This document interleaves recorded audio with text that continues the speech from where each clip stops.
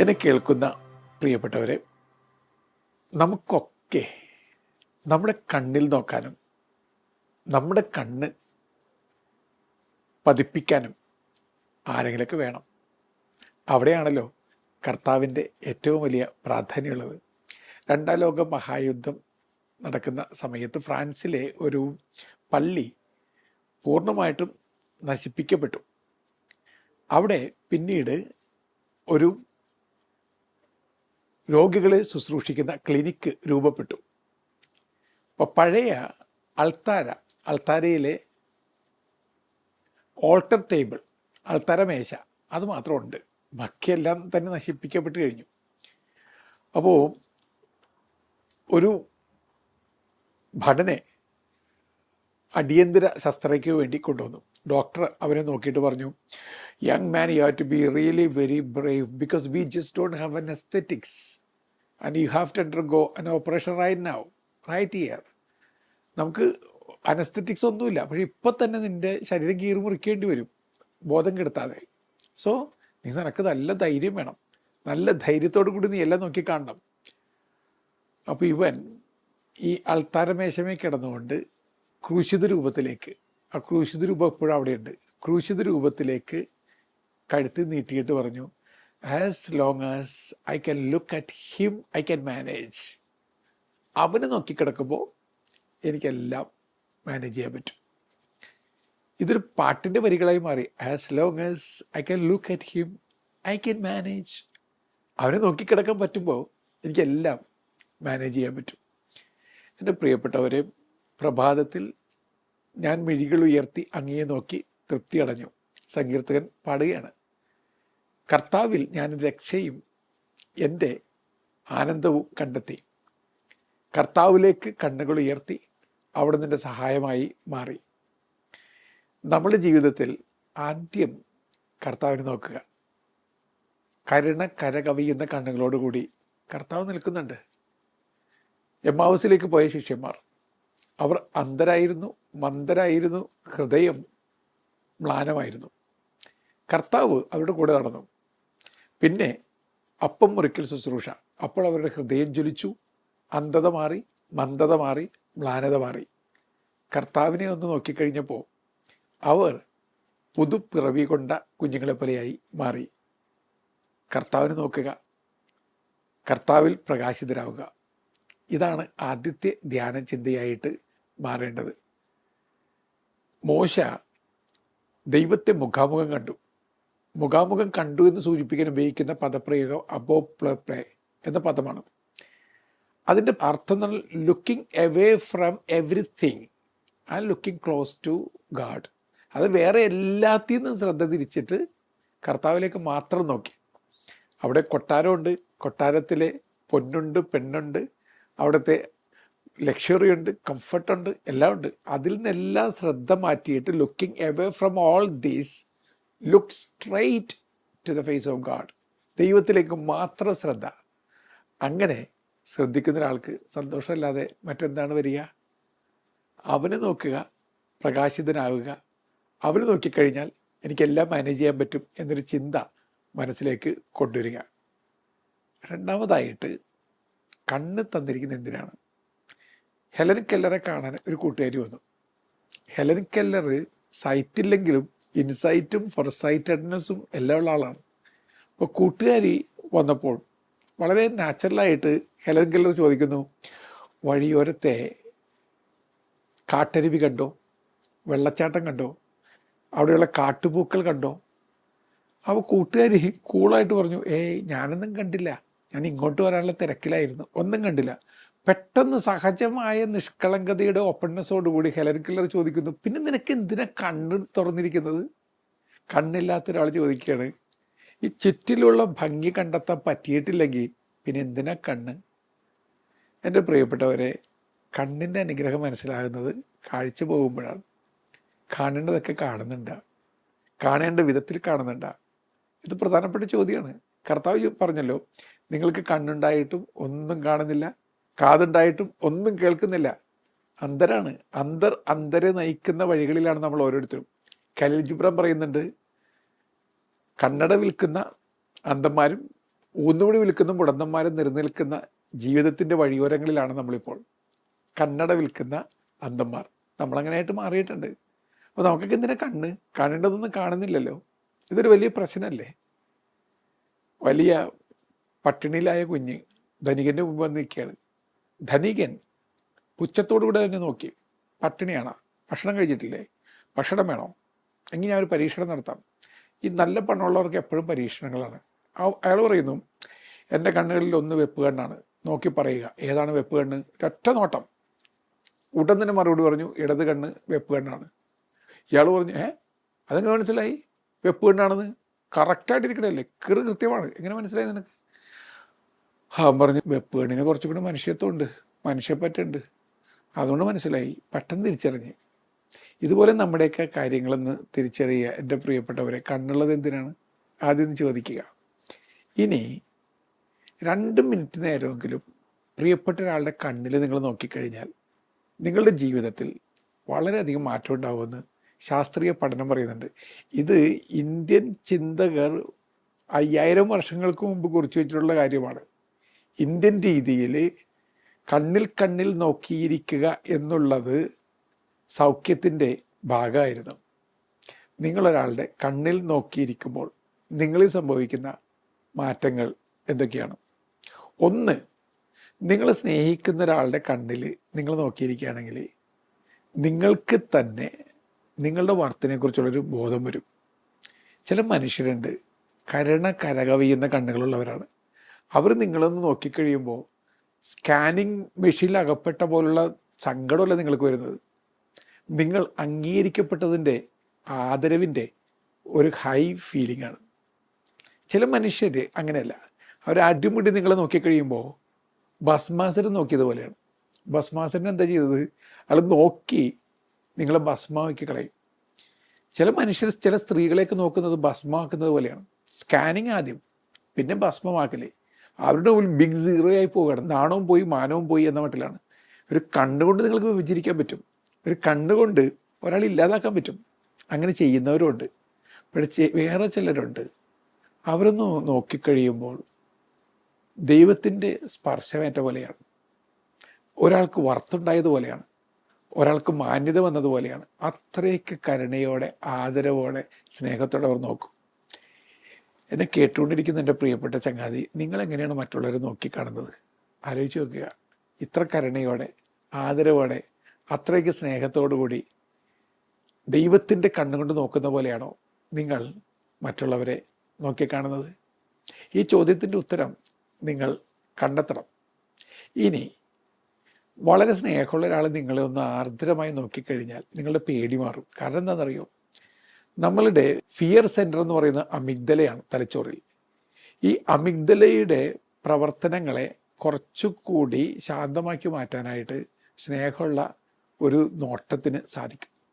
അപ്പോൾ ഒരാൾ നിങ്ങളെ കരുണാർദ്രതയോട് നോക്കിക്കഴിഞ്ഞാൽ അമിഗ്ദല ശാന്തമാകും. ശാന്തമാകുന്നതോടുകൂടി നിങ്ങൾ കുറച്ച് ധൈര്യം വരും.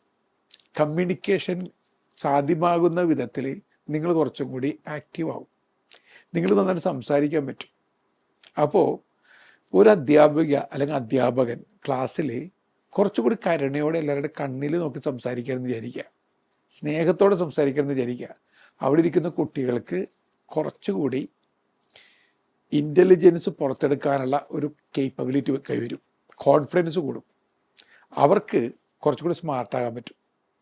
അതിന് പകരം അവർ നോക്കി പൊട്ടിത്തെറിച്ച്, അവരെ പൊട്ടിക്കരയിപ്പിച്ച്, അവരെ പൊട്ടിച്ചിതറിപ്പിച്ച് മുന്നോട്ട് പോകുന്ന അധ്യാപികയാണ് നിങ്ങളെങ്കിൽ നിങ്ങൾ ചെയ്യുന്നത് ദ്രോഹമാണ്.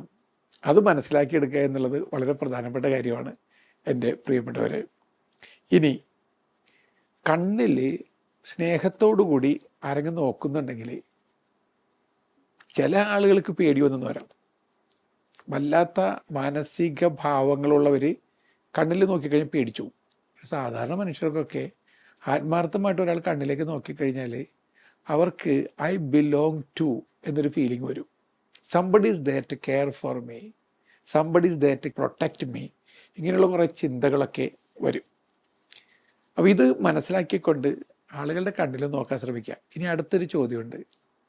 നിങ്ങൾക്ക് ഭയങ്കര ഇൻഫീരിയോറിറ്റി കോംപ്ലക്സ് ഉണ്ടെങ്കിൽ നിങ്ങൾക്ക് വല്ലാത്ത കുറ്റബോധം ഉണ്ടെങ്കിൽ, നിങ്ങൾക്ക് ഭയങ്കരമായ പേടികളുണ്ടെങ്കിൽ നിങ്ങൾ ആളുകളുടെ കണ്ണിൽ നോക്കില്ല. ആളുകൾ കണ്ണിൽ നോക്കാത്തതിൻ്റെ സൈക്കോളജി എന്താണ്? ഞാൻ നേരത്തെ പറഞ്ഞതുപോലെ ഒന്നിലും കടുത്ത കുറ്റബോധം, അല്ലെങ്കിൽ എന്തോ തെറ്റ് മറച്ചു പിടിക്കാനുള്ള ഒരു വല്ലാത്ത വ്യഗ്രത, അതും അല്ലെങ്കിൽ അപകർഷതാബോധം. ഇതൊക്കെ കൊണ്ടാണ് മനുഷ്യർ കണ്ണിൽ നോക്കാത്തത്. ഇപ്പം കണ്ണിൽ നോക്കാത്ത ശീലം നല്ല ശീലമേ അല്ല. കണ്ണിൽ നോക്കാതെ അങ്ങോട്ടും ഇങ്ങോട്ടും നോക്കിയിരുന്ന് സംസാരിക്കുന്ന ആളുകൾ മിക്കവാറും എപ്പോഴും മിക്കവാറും കള്ളത്തരങ്ങൾ ഒളിപ്പിച്ചു വെച്ച ആളുകളാകാൻ സാധ്യതയുണ്ട്. അപ്പോൾ കണ്ണിൽ നോക്കി സംസാരിക്കുക എന്നുള്ളത് കോൺഫിഡൻസിൻ്റെയും സിൻസിയറിറ്റിയുടെയും ഇൻറ്റഗ്രിറ്റിയുടെയൊക്കെ ഭാഗമാണ്. അത് കുട്ടിക്കാലം മുതൽ പഠിപ്പിച്ചെടുക്കേണ്ടതാണ്. ഇനി പഠിപ്പിച്ചെടുത്താലും ബോഡി ലാംഗ്വേജ് എന്നൊരു ലാംഗ്വേജ് ഉണ്ടല്ലോ, ബോഡി ലാംഗ്വേജ് നിങ്ങളെ ചതിപ്പിച്ച് കളയും. എത്രയൊക്കെ പഠിച്ചെടുത്താലും കണ്ണിൽ നോക്കാതെ അങ്ങോട്ടും ഇങ്ങോട്ടൊക്കെ നോക്കി സംസാരിക്കുമ്പോൾ നിങ്ങളെന്തോ ഒളിപ്പിച്ചു വെക്കാൻ ശ്രമിക്കുകയാണെന്ന് ബോധമുള്ളവർക്കൊക്കെ മനസ്സിലാകുകയും ചെയ്യും. കർത്താവിൻ്റെ രീതി എന്താണ്? കർത്താവ് എപ്പോഴും കാൽക്കൽ വീണുന്ന ഒരാളെ പോലും കണ്ണിൽ നോക്കി അലിവോടുകൂടി സംസാരിക്കും. വിശക്കുന്നവരോട് നിനക്ക് വിശന്നോ, ഭക്ഷണം തരട്ടെ. അത് ചോദിക്കാൻ സാധിക്കുന്നത് കർത്താവിൻ്റെ ഹൃദയാർദ്രത കൊണ്ടല്ലേ. മുറിവേറ്റ ഒരാളോട് നിൻ്റെ മുറിവ് ഞാൻ വച്ച് കെട്ടട്ടെ, അങ്ങനെ ചോദിക്കുന്നൊരു കർത്താവ്. അല്ലെങ്കിൽ അന്ധന് കാഴ്ച നൽകുന്ന കർത്താവ്, എനിക്ക് മനസ്സുണ്ട് നിനക്ക് കാഴ്ച ഉണ്ടാകട്ടെ. അതുപോലെ തന്നെ വീണെടുക്കുന്ന ഒരാളോട് കണ്ണിൽ നോക്കിയിട്ടാണ് പറയുന്നത്, get up, go home and sin no more, എഴുന്നേക്ക്, വീട്ടിപ്പോ, ഇനി തെറ്റ് ചെയ്യരുത്. എന്തൊരു കരുണാർദ്രതയാണ്! ഇങ്ങനെയുള്ള ഉൾക്കണ്ണിൻ്റെ വെട്ടം എനിക്കുണ്ടോ എന്ന ചോദ്യത്തിന് ഞാൻ തന്നെയാണ് ഉത്തരം കണ്ടെത്തേണ്ടത്. ഇനി നമ്മുടെ ജീവിതത്തിലേക്ക് വരിക. കണ്ണ് കാഴ്ചകൾ കാണാനാണ്, കാഴ്ചപ്പാടുകൾ ഉണ്ടാക്കാനാണ്. പക്ഷെ ചില നേരങ്ങളിൽ നമ്മുടെ വിഷൻ വളരെ ബ്ലേർഡ് വിഷനാണ്. അതിനെക്കുറിച്ച് ചിന്തിച്ച് നോക്കുക. സൂഫി സന്യാസിമാർ പറഞ്ഞു തരുന്നൊരു കഥയുണ്ട്. മകളും അമ്മയും ചേർന്ന് പുതിയ സ്ഥലത്ത് ചെന്നിരിക്കുകയാണ്. പുതിയ വീട്ടിൽ, വാടക വീട്ടിൽ താമസിക്കുകയാണ്. മകൾ താഴേക്ക് നോക്കിയിട്ട് അമ്മയോട് പറഞ്ഞു, അമ്മ, ഇവിടുത്തെ ആളുകളൊക്കെ അഴുക്ക് പിടിച്ച മനുഷ്യരാണ്, എന്തിനഴുക്കാണ്? അമ്മ അവളുടെ മുഖത്തേക്ക് നോക്കി, പിന്നെ ജനാലയുടെ കണ്ണാടി ഭിത്തികളിലേക്ക് നോക്കി. എന്നിട്ട് മകളോട് പറഞ്ഞു, മോളെ, അഴുക്ക് പുറത്തുള്ള ആളുകളിലല്ല, നിന്റെ കണ്ണാടിയുടെ ഭിത്തികളിലാണ്. Clear your window and sight will be clearer. നിന്റെ കണ്ണാടി ഒന്ന് വെടിപ്പാക്ക്, അപ്പോൾ കാഴ്ച കുറച്ചുകൂടി സുന്ദരമായി മാറും. ബ്ലേഡ് വിഷനാണ് നമുക്ക് പലപ്പോഴും. ഓർത്ത് നോക്കുക, ചില ആളുകളെ കണ്ടു കഴിയുമ്പോൾ അവർ തീരെ അഴുക്കാണ് എന്നൊരു ചിന്തയാണ്. അഴകിൽ പോലും അഴുക്ക് കണ്ടെത്താനായിട്ട് നമുക്ക് പറ്റുന്നത് കണ്ണിലഴുക്കുള്ളതുകൊണ്ടാണ്, അഴക് കണ്ണിലില്ലാത്ത കൊണ്ടാണ്. അപ്പോൾ ബ്ലേഡ് വിഷൻ മാറ്റുന്നത് എങ്ങനെയെന്നും ഒന്ന് ചിന്തിച്ച് നോക്കുക. എവിടെ ചെന്നാലും കണ്ണ് തുറന്നു കഴിഞ്ഞാൽ കുറ്റം മാത്രം കാണുന്നവരുണ്ട്, കാത് തുറക്കുന്നത് കുറ്റം മാത്രം കേൾക്കാൻ, വായ തുറക്കുന്നത് കുറ്റം മാത്രം പറയാൻ. അങ്ങനെയുള്ള മനുഷ്യർ മറ്റുള്ളവർക്ക് ശുദ്ധീകരണ സ്ഥലത്തിൻ്റെ അനുഭവം മാത്രമേ നൽകുള്ളൂ, ഒരിക്കലും സ്വർഗം കൊടുക്കില്ല. ശുദ്ധീകരണ സ്ഥലം ഏതോ ഒരു പെടുമരണത്തിൻ്റെ അനുഭവം നൽകുകയും ചെയ്യും. അങ്ങനെയാണോ ഞാനെന്നുകൂടി ചോദിക്കുന്നത് വളരെ നല്ലതായിരിക്കും. കണ്ണ് കുറച്ചും കൂടി വിശാലമാക്കി കഴിയുമ്പോൾ കാണേണ്ട കാഴ്ചകളൊക്കെ കാണും. കുഞ്ഞുങ്ങളുടെ കണ്ണിൻ്റെ പ്രത്യേകത എന്താണ്? 20/20 വിഷനാണ്. വിഷൻ റേറ്റ് അതാണ്. അതായത് പെർഫെക്റ്റ് വിഷനാണ് കുഞ്ഞുങ്ങൾക്ക്. കാണേണ്ടതെല്ലാം കൃത്യമായിട്ട് കാണും. വയസ്സാകുന്ന അനുസരിച്ച് കാണേണ്ടത് കാണാൻ പറ്റാതെയാവും. അപ്പോൾ ഈ കുഞ്ഞുങ്ങളുടെ കണ്ണുണ്ടാക്കുക എന്നുള്ളതാണ് പ്രധാനപ്പെട്ട കാര്യം. കുഞ്ഞുങ്ങൾ ഇത്ര സുന്ദരമായിട്ടാണ് കാഴ്ചകളൊക്കെ കാണുക. മറ്റുള്ളൊരു വിഷമമൊക്കെ കുഞ്ഞുങ്ങൾ എത്ര പെട്ടെന്നാണ് മനസ്സിലാക്കുക. പണ്ടത്തെ VIP ആയിരുന്ന മഹാ ഉദ്യോഗസ്ഥനായിരുന്ന ഒരാളെ വീട്ടുകാർ ചേർന്നിരുന്ന് ആക്രമിക്കുകയാണ്. തെറിവാക്കും, പൊളിവാക്കും, എതിർവാക്കും എല്ലാവരോട് കല്ലെറിഞ്ഞുകൊണ്ടിരിക്കുകയാണ്. പെട്ടെന്ന് പേരക്കുട്ടികളിൽ ഒരാൾ എല്ലാം നോക്കി ഇങ്ങനെ നിന്നു. പപ്പയുടെ മുഖത്ത് നോക്കി, വെള്ളറി മങ്ങി ആകെ പരിക്ഷീണമായ മുഖമാണ്. കുഞ്ഞെന്താ ചെയ്തത്? ഓടിയെടുത്ത് ചെന്നു, വീണ്ടും കണ്ണിലേക്ക് നോക്കി, മുഖത്തേക്ക് നോക്കി, മുഖത്ത് ഉമ്മ വെച്ചിട്ട് പറഞ്ഞു, പാപ്പ ഐ ലവ് യു.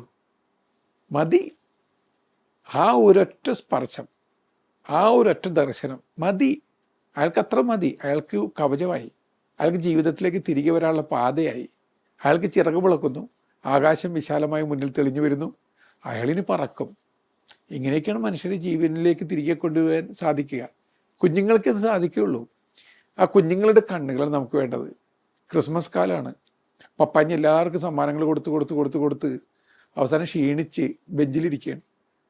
അയാൾ ബെഞ്ചിലിരുന്ന് 2 കൈയും കവളത്തിങ്ങനെ വെച്ച് പതുക്കെ തേങ്ങി കരയാൻ തുടങ്ങി. കാരണം ആ പാവം മനുഷ്യൻ ഭക്ഷണം കഴിച്ചിട്ടില്ല, പോകാൻ ഇടവില്ല. പപ്പാഞ്ഞിയുടെ കോമാളി വസ്ത്രം പണിഞ്ഞാലിങ്ങനെ നടക്കുകയാണ് സമ്മാനങ്ങളൊക്കെ കൊടുത്തുകൊണ്ട്. ഒരു കുഞ്ഞുമാലാക ആ കൊച്ചു ഓടി വന്നിട്ട് ഒരു സമ്മാനം കൊടുത്തിട്ട് പറഞ്ഞു, പപ്പ എല്ലാവർക്കും സമ്മാനം കൊടുത്തില്ലേ, പപ്പാഞ്ഞിക്കാരും സമ്മാനം തന്നില്ലല്ലോ, ഇതാ എൻ്റെ ഗിഫ്റ്റ്, ക്രിസ്മസ് ഗിഫ്റ്റ്. കൊച്ചിനെ കെട്ടിപ്പിടിച്ചിട്ട് അയാൾ പൊട്ടിക്കരഞ്ഞു. അയാൾക്ക് കിട്ടിയ ഏക ക്രിസ്മസ് ഗിഫ്റ്റായിരുന്നു അത്. എൻ്റെ പ്രിയപ്പെട്ടവരെ, കുഞ്ഞുങ്ങൾക്ക് മറ്റൊരാളുടെ ദുഃഖം കാണാൻ പറ്റുള്ളൂ, അറിയാൻ പറ്റുള്ളൂ, കേൾക്കാൻ പറ്റുള്ളൂ. അതുകൊണ്ടാണ് പറയുന്നത് കുഞ്ഞുങ്ങളുടെ ആ വിഷനിലേക്ക് വരിക. പിന്നെ നമ്മളുടെയൊക്കെ ഏറ്റവും വലിയ പ്രശ്നം എന്ന് പറയുന്നത് എന്താണ്? മറ്റുള്ളവരുടെ കാഴ്ചകളെ ഇല്ലാതാക്കുക എന്നുള്ളതാണ്. സ്ത്രീകളെക്കുറിച്ച് ഒരു കാര്യം പറയാറുണ്ട്. പുരുഷന്മാരെ അപേക്ഷിച്ച് ചില സ്ത്രീകൾക്ക് 100 മടങ്ങാണ് വർണ്ണങ്ങൾ തിരിച്ചറിയാനുള്ള കഴിവെന്ന് പറയുന്നത്. ടെട്രാമാറ്റിക് എബിലിറ്റി എന്ന് പറയും. ചില പെണ്ണുങ്ങൾക്ക് പ്രത്യേകമായ വിധത്തിൽ 100 മടങ്ങ് വർണ്ണങ്ങൾ കണ്ടെത്താനുള്ള കപ്പാസിറ്റി ഉണ്ട്. ആലോചിച്ച് നോക്കിയാൽ ഇത്രയും വർണ്ണങ്ങളൊക്കെ കണ്ടിരുന്ന സ്ത്രീകളാണ് ചിലപ്പോൾ കല്യാണം കഴിച്ചിട്ട് ബ്ലാക്ക് ആൻഡ് വൈറ്റ് ലോകത്തിലേക്ക് ഒതുങ്ങിക്കൂടേണ്ടി വന്നിട്ടുള്ളത്. അവരുടെ വർണ്ണങ്ങളൊക്കെ എടുത്തു കളഞ്ഞത് ആരാണ്? കാഴ്ചപ്പാടിൻ്റെ പ്രശ്നമാണോ? കാഴ്ചയുടെ പ്രശ്നമാണോ? എന്തിൻ്റെ പ്രശ്നമാണ്? ആലോചിച്ച് വെക്കുക. അതുകൊണ്ട് എൻ്റെ പ്രിയപ്പെട്ടവരെ, ചിലപ്പോഴൊക്കെ നമ്മൾ കാണേണ്ടത് കാണാത്തത് നിമിത്തം വല്ലാതെ അങ്ങോട്ട് മനുഷ്യരെ ചെറുതാക്കി കളയും. ചെറുതായി അവസാനം ആത്മഹത്യയുടെ മുൻപിൽ വന്ന് നിൽക്കുന്ന ആളുകളെ കുറ്റപ്പെടുത്താൻ പറ്റുമോ? അത്രയ്ക്ക് ചെറുതാകാൻ ആർക്കും താല്പര്യമില്ല. അതുകൊണ്ട് ഇനിയും ചെറുതാക്കപ്പെടുന്നതിന് മുമ്പായിട്ട് അവർ ജീവനെടുത്ത് കളയുകയാണ്. നമ്മളൊരു കുറ്റം പറഞ്ഞിട്ട് കാര്യമുണ്ടോ? അതുകൊണ്ട് എൻ്റെ പ്രിയപ്പെട്ടവരെ, കാണേണ്ടത് കാണുക, കൃത്യമായിട്ട് കാണുക. അതും പ്രധാനപ്പെട്ട കാര്യമാണ്. കണക്കിൽ തോറ്റ മകനെ ഭാര്യ വല്ലാതെ തല്ലുന്നത് കണ്ട് ഭർത്താവ് അവളോട് പറഞ്ഞു, നീ അവൻ്റെ കണക്ക് പുസ്തകത്തിൽ മാത്രം നോക്കണതിന് പകരം അവൻ്റെ കണ്ണിൽ നോക്കാൻ പാടില്ലേ? കണക്കിൽ അവനും പുറകിലാണ്, പക്ഷെ മറ്റെന്തൊക്കെ കാര്യങ്ങൾ അവനും മിടുക്കനാണ്. കണക്ക് പുസ്തകം മാത്രം നോക്കിയിട്ട് വിലയിരുത്തല്ലേ, എൻ്റെ കണ്ണിൽ നോക്ക്, എന്നിട്ട് വിലയിരുത്ത്. സത്യമല്ലേ? ഓട്ടത്തിൽ പിന്നിലായി പോയ കുട്ടിയെ കോച്ചിങ്ങിനെ വല്ലാതെ ശകാരിക്കുകയാണ്. അപ്പോൾ കുട്ടിയുടെ അമ്മ പറഞ്ഞു, നിങ്ങൾ അവൻ നഷ്ടപ്പെടുത്തിയ ഓട്ടം മാത്രം കാണുന്നതിന് പകരം അവൻ ഓടിയതും നേടിയതുമായ കാഴ്ച കൂടി കാണ്, എന്നിട്ട് കുറ്റപ്പെടുത്ത്. സത്യമല്ലേ? ചിലർ നഷ്ടപ്പെടുത്തിയത് മാത്രം കണ്ടുകൊണ്ടിരിക്കുകയാണ്, ഓടിയതും നേടിയതൊന്നും കാണുന്നില്ല. അപ്പോൾ നമ്മുടെ കാഴ്ചകൾക്ക് അല്പം വ്യത്യാസം വരണം. കാഴ്ചകൾക്ക് അല്പം വ്യത്യാസം വരുമ്പോൾ ജീവിതത്തിന് തന്നെ മാറ്റങ്ങളുണ്ടായി എന്ന് വരാം. എന്നെ കേൾക്കുന്ന പ്രിയപ്പെട്ടവരെ, മറ്റുള്ളവരെ കുറച്ചുകൂടെ ആത്മാർത്ഥമായിട്ട് കാണാനായിട്ട് ശ്രമിച്ചു നോക്കാം. ലാ മിസറാബിളെ വിക്ടർ ഹ്യൂഗോയുടെ ഏറ്റവും സുന്ദരമായ നോവലാണല്ലോ. അതിൽ വളരെ രസകരമായ രംഗമുണ്ടല്ലോ. എല്ലാവരും ഉപേക്ഷിക്കപ്പെട്ട ജീൻ വാൽജീൻ എന്ന കുറ്റവാളി എല്ലാവരും ഉപേക്ഷിച്ച് കളഞ്ഞിരിക്കുകയാണ്. അയാൾ ആരും വീട്ടിൽ കയറ്റില്ല. പക്ഷേ ബിഷപ്പ് അയാളെ സ്വീകരിക്കുന്നു. ബിഷപ്പ് അയാളുടെ കണ്ണിലേക്ക് നോക്കിയപ്പോൾ രക്ഷിക്കപ്പെടേണ്ട ഒരു ആത്മാവിനെയാണ് കണ്ടെത്തിയത്. അല്ല, കുറ്റവാളിയല്ല, VIP ആയിട്ട് അയാൾ ട്രീറ്റ് ചെയ്യുന്നു. ആ വീടിനെ ജീൻ വാൽജീൻ എന്ന കുറ്റവാളി വിളിക്കുക മെയ്സൺ ദി മിസെറിക്കോർദിയ, ദയാർദ്രതയുടെ വീട്. കാരണം അയാളെ സ്നേഹത്തോട് നോക്കാൻ അവിടെ ഒരാളുണ്ടായിരുന്നു. നമ്മളൊക്കെ ദയാർദ്രതയുടെ വീടുകളായി രൂപാന്തരപ്പെടേണ്ടവരാണ്. നമ്മുടെ വീട്ടിൽ വന്നു കഴിയുമ്പോൾ ഒരാൾക്ക് കർത്താവിൻ്റെ അടുത്ത് വന്നതിൻ്റെ സന്തോഷം ഉണ്ടാകണം. അതിനല്ലേ ക്രിസ്തീയ ജീവിതം എന്ന് വിളിക്കുന്നത്. മഡോണയുടെ സുന്ദരമായ പാട്ടുണ്ട്, look into my eyes and you will see a world you have never known. എൻ്റെ കണ്ണിൽ നിന്ന് നോക്ക്, നിങ്ങൾ ഇതുവരെ കാണാത്തൊരു ലോകം എൻ്റെ കണ്ണിലൂടെ നിങ്ങൾ കണ്ടെത്തും. ശരിയല്ലേ? ഒരാളെ കുറ്റം പറയുന്നതിന് മുമ്പ്, കുറ്റം വിധിച്ച് തള്ളിക്കളയുന്നതിന് മുമ്പ് അയാളുടെ കണ്ണിലേക്ക് നോക്കുക. നിങ്ങൾ ഇതുവരെ കാണാത്തൊരു ലോകം ആ കണ്ണുകളിലൂടെ നിങ്ങൾ കണ്ടെത്തും. അവിടെ ചെന്നെത്തിക്കഴിയുമ്പോൾ നിങ്ങൾക്ക് അയാളെ സ്നേഹിക്കാതിരിക്കാൻ പറ്റില്ല. ആ തരത്തിൽ ഒരു ആൽക്കമി നമ്മളിലേക്ക് സംഭവിക്കാനായിട്ട് നമ്മൾ ഇടവരുത്തണം. ഒരു യുവാവ് വല്ലാതെ നിരാശപ്പെട്ട് ഇനി ജീവിച്ചിരിക്കുന്നത് തന്നെ മറ്റുള്ളവർക്ക് ഭാരമാണെന്ന ചിന്തയിൽ മരിക്കാൻ തീരുമാനിച്ചുറച്ച് കടൽ തീരത്ത് വന്ന് നിൽക്കുകയാണ്. അങ്ങനെ വന്ന് നിൽക്കുമ്പോൾ ഒരു കുഞ്ഞ് വെറുതെ അടുത്തുവന്നിരുന്നു. കുഞ്ഞുങ്ങൾ അങ്ങനെയാണല്ലോ, ആരുടെ അടുത്തുവന്നിരിക്കും, ആരോട് സംസാരിക്കും, ആരെയും പ്രചോദിപ്പിക്കും. കുഞ്ഞ് പെട്ടെന്നൊരു ചോദ്യം, കടലിനപ്പുറത്ത് കരയുണ്ടല്ലേ? അയാളിങ്ങനെ അമ്പരം നിൽക്കുകയാണ്. കടലിനപ്പുറത്ത് കരയുണ്ടല്ലേ? അടുത്ത ചോദ്യം, സൂര്യൻ മുങ്ങിയത് ഇനി പൊങ്ങാൻ തന്നെയാണല്ലേ? നാളെ പൊങ്ങുമല്ലേ? ഇയാൾ ഈ 2 ചോദ്യങ്ങൾ ഇടയിൽപ്പെട്ടുപോയി. ആ 2 ചോദ്യങ്ങളും ആത്മാവിലേക്ക് നോക്കിയൊരു കുഞ്ഞിൻ്റെ ചോദ്യങ്ങളാണ്. കടലിനപ്പുറത്തേക്ക് കരയുണ്ട്, സൂര്യൻ മുങ്ങിയത് പൊങ്ങാൻ വേണ്ടിയിട്ടാണ്. അങ്ങനെയാണെങ്കിൽ വീണ്ടും ഉയർത്തെഴുന്നേൽക്കാൻ എനിക്ക് സാധിക്കും. ആ കുഞ്ഞിൻ്റെ കണ്ണിൽ നോക്കി അയാൾ കൈകൂപ്പി പറയുന്നു, thank you, thank you, thank you. എൻ്റെ പ്രിയപ്പെട്ടവരെ, നിങ്ങളുടെ ഉള്ള് അറിഞ്ഞ് നിങ്ങളുടെ ഉള്ളിൽ വീണ്ടും ഒരു പുലരിവട്ടം കൊണ്ടുവരാൻ വേണ്ടി ദൈവം ചില മാലാഖമാരെയൊക്കെ അയക്കുന്നുണ്ട്. അവരെ കണ്ടെത്തുക. തോബിത്തിൻ്റെ പുസ്തകത്തിൽ റഫായേൽ മാലാഖ കൂടെ നടന്നു മാലാഖയാണെന്ന് തിരിച്ചറിഞ്ഞില്ല.